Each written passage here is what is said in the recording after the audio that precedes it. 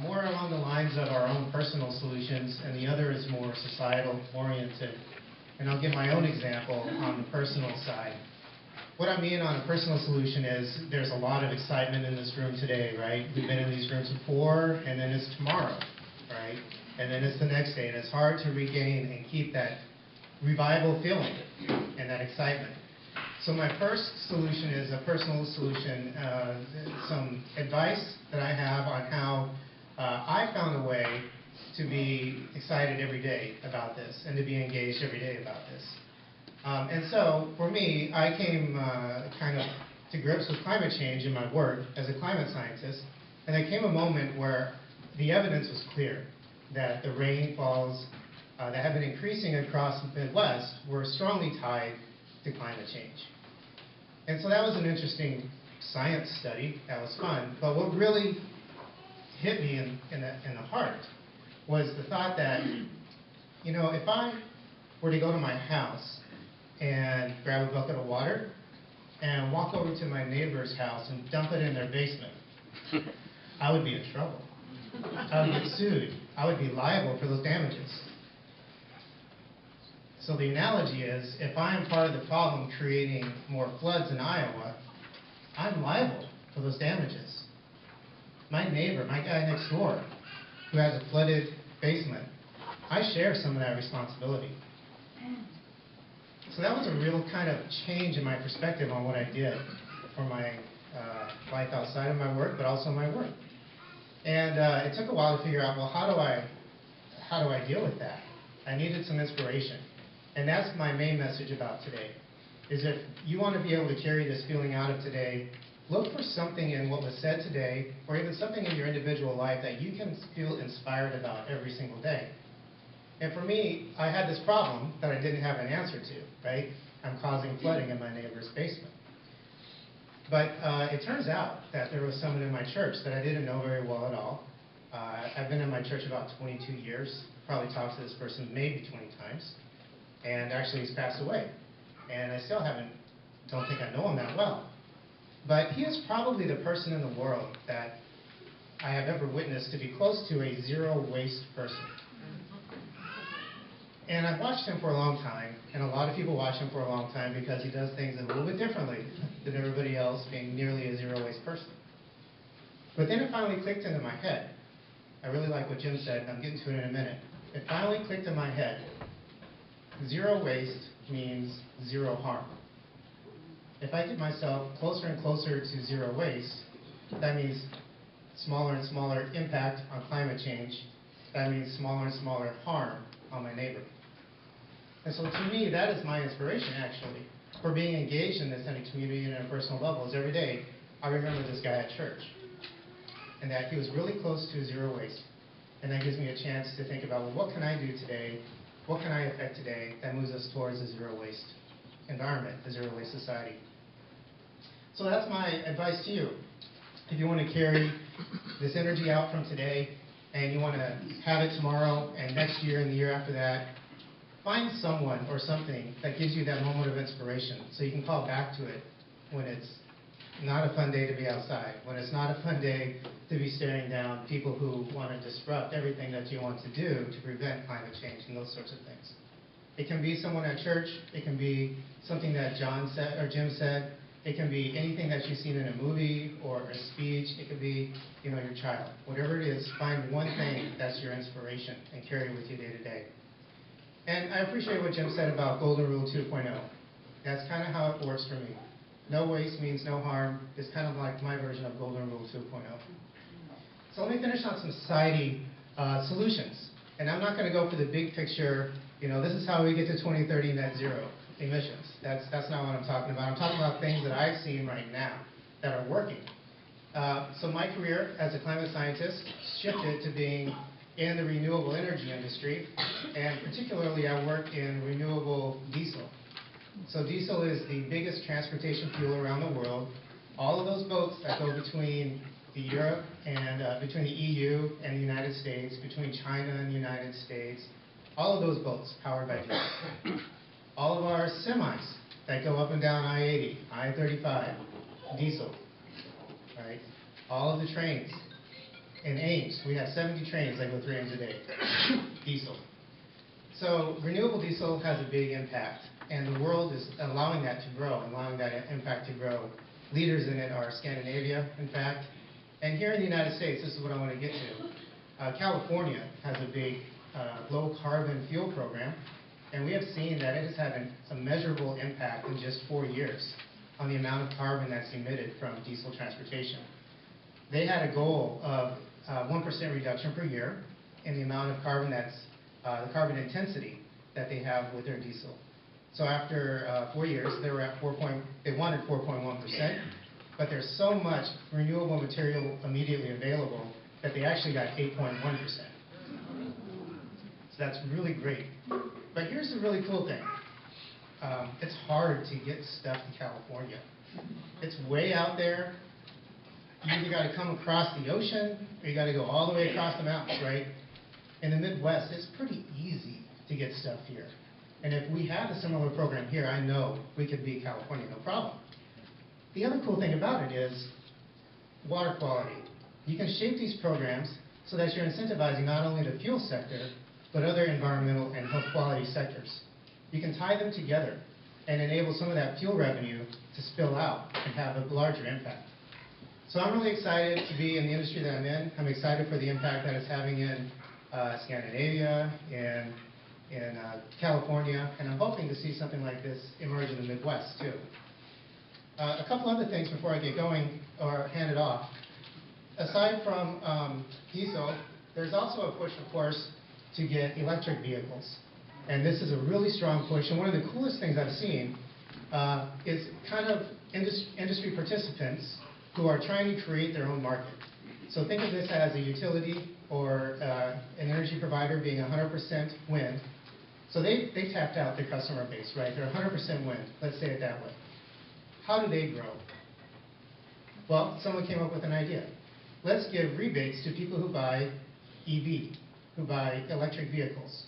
Because every day they're going to plug their vehicle in, and all of a sudden their demand for electricity grows, their market grows, they become a bigger market participant and a more profitable company. So I really like that there are people who are building their entire business model around moving people off of high carbon and into low carbon or zero emission. It's really a nice movement. It's pretty small still, but it's really there. At the city level, a lot of the things that I really like involve forests. I really like forests in cities. And I think that's one of the great ways that cities can not only make their landscape more beautiful, but it is the most immediate way to reduce carbon, is capture it in a tree. And so expansion of city forests, like in Chicago, even in Ames, we now have a forester in Ames. These are really great things to see. But it's also really great when they pass this along and incentivize the residents. So in Ames, for example, there's a rebate from our electricity, our utility, because a tree can shade your house. And that can create less demand on our utilities, and that requires less consumption on our utilities. I think that's one of the nice local things that a lot of communities can do to emphasize not only consumption reduction, but also pulling all that carbon and storing it in a tree. Similarly, there's prairie grass or native grasses that can be incentivized for lawns, and that can pull out a lot of carbon in the air and store it in the roots right there in your own lawn. It also helps with water quality and stormwater storage quite a bit. So my favorite, and this is where I want to end. I started off with, what's personal to me. What's also really personal to me is not just about climate change, but also income and wealth inequality. That's a big issue for me. And one of my favorite things that happened in Ames is when they decided to have a community solar farm, it was really good timing for us at our church to come up with an idea of, hey, we have several low-income missions that we support. What if we raise some money and buy some of the panels on the community solar farm for those low-income missions? And that way, we get some sustainability to their budgets, which is always a crazy thing when you're at a nonprofit or dependent upon the donations. And as well, there's that potential for it to trickle down and help at least one or two people out with that income inequality. So I'm excited about what we did in Ames with that, and I have to say I'm a little bit jealous because I just saw early in January that St. Petersburg, Florida, they are what's called one of the Bloomberg American Cities Climate Challenge awardees. There are 25 cities that Bloomberg has set aside $70 million to provide grants so they can accelerate their climate change actions. Well, St. Petersburg's got $2.5 million, and part of that is going to have solar installed on low income. So I think that's a great idea, and I'm really just a little jealous about how much money they got. And I would love to have that amount of money. Okay, that's where I want to stop. So my solution today, I started off with my personal solution saying that if you want to carry this outside of today, find a personal inspiration so that you can come back to it on those tough days. You can come back to it 2 years from now when you haven't heard an exciting presentation like Jim gave in quite a while. And then there are several things going on in society that are really exciting right now and that we can continue to push forward and support to really keep the momentum going, even in these times where it's a little bit tougher politically to make a good head.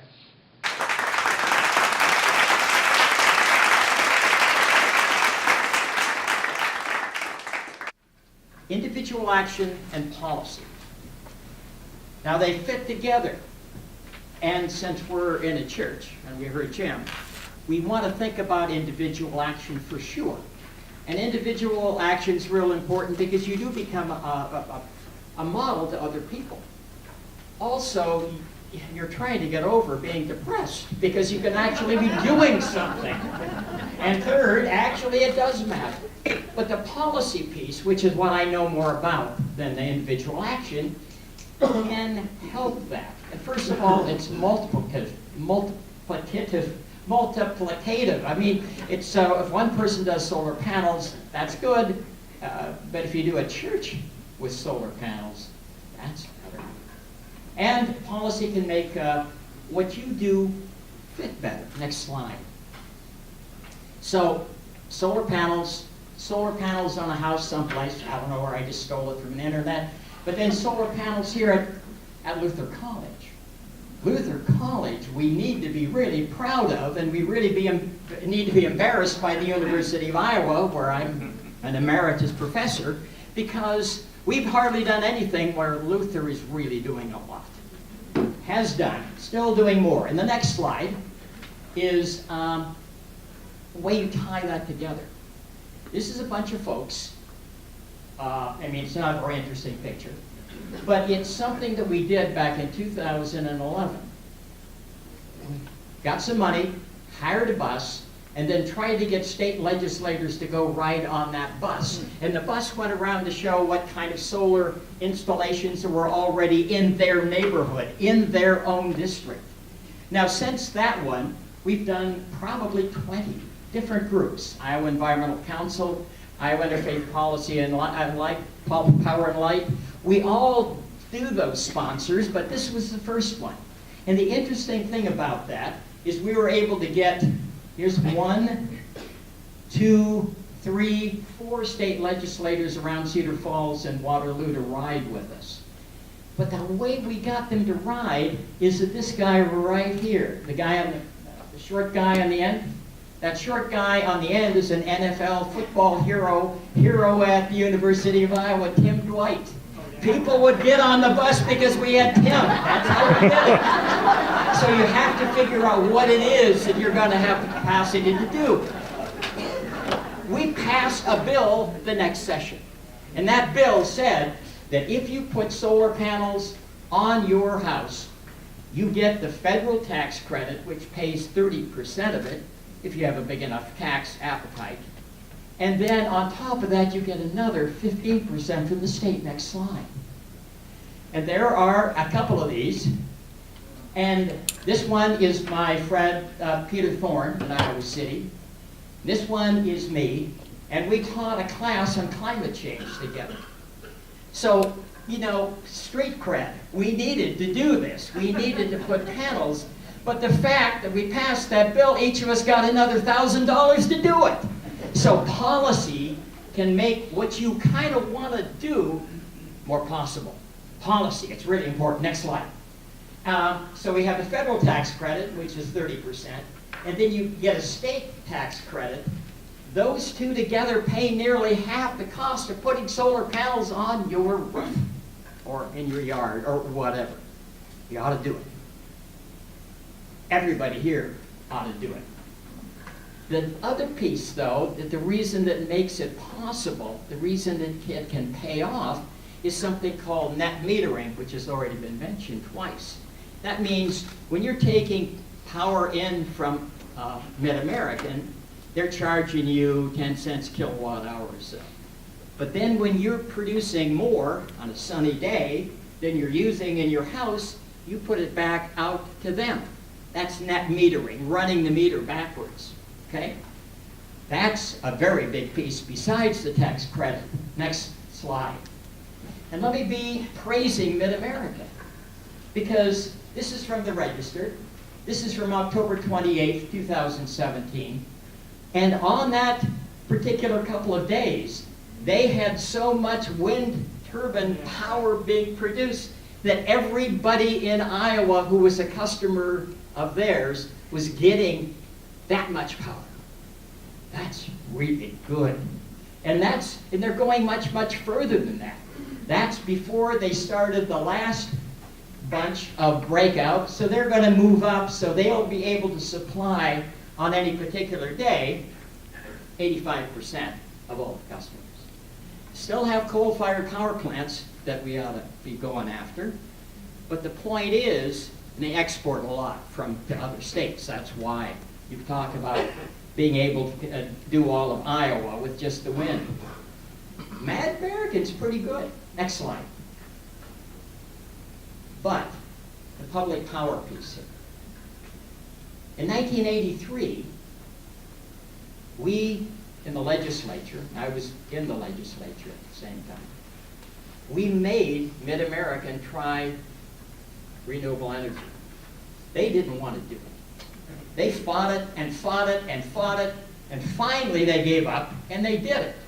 Only the requirement was like less than 2% of all the power plants they had. That was the requirement. Once they did it, they liked it, and that's the whole point.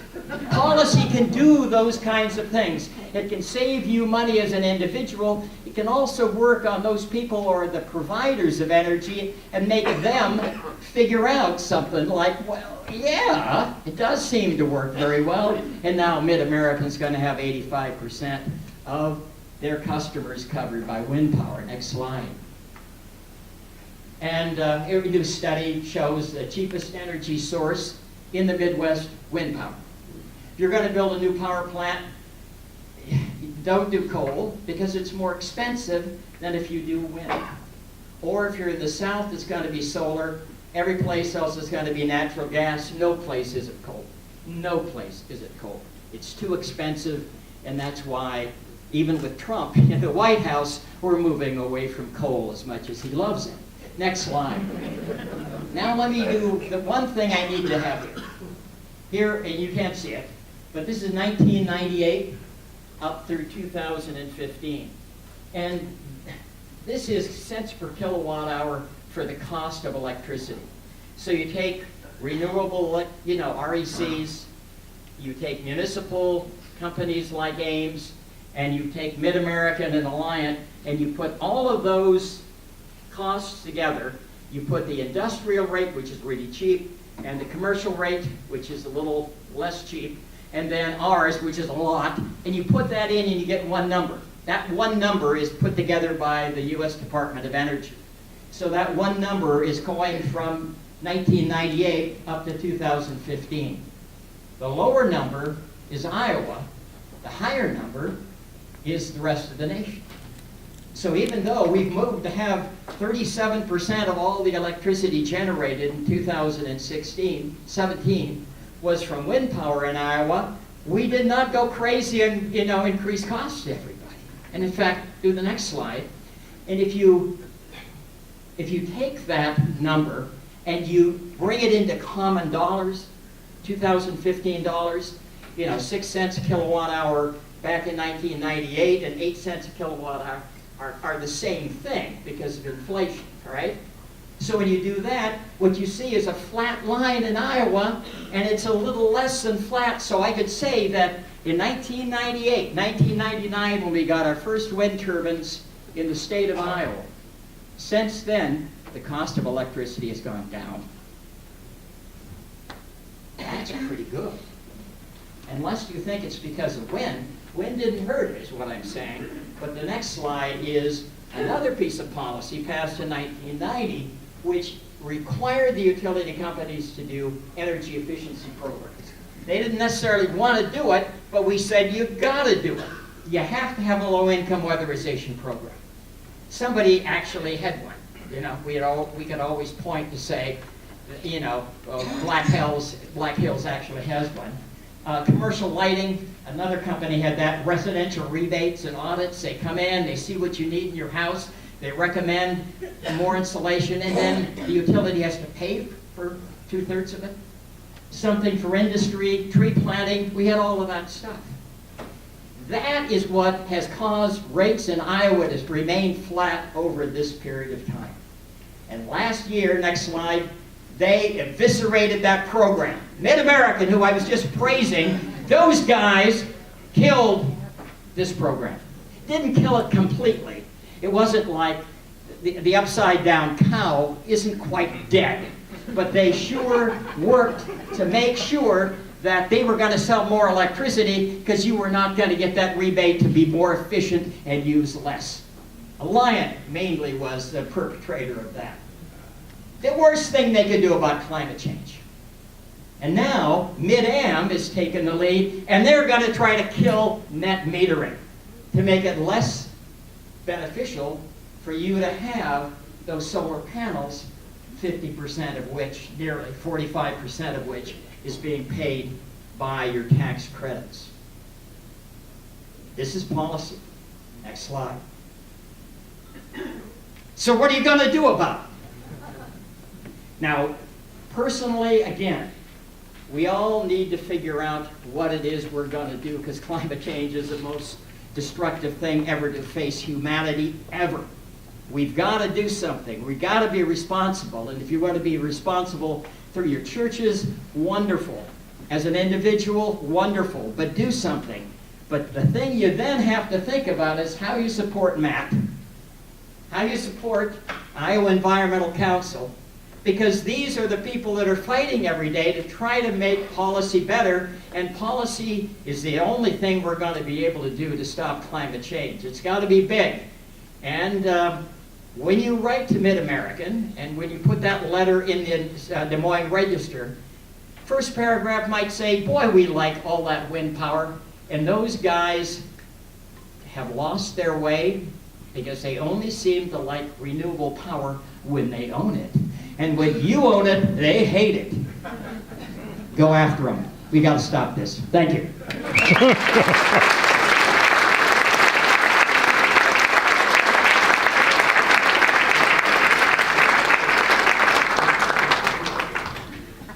Good morning. This morning I got up a little earlier than I might on a typical Saturday, and I noticed how beautiful the sun was on the snow, and the way that the light was picking out the texture in the trees. That I could see so much more clearly this morning than I can during the summer when they're in full foliage. That's action number 1. I want to show you something that is in my bag. Would you hold this for a minute?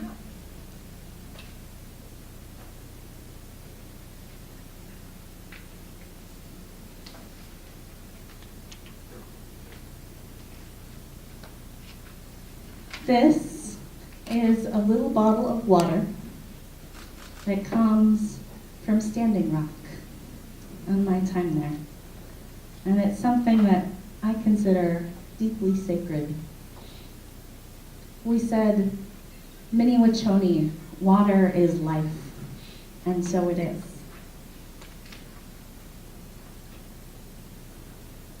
November of 2016, I started feeling a call that I needed to be at Standing Rock because I had heard stories of what was happening there So let me give you a little background for those of you who don't know.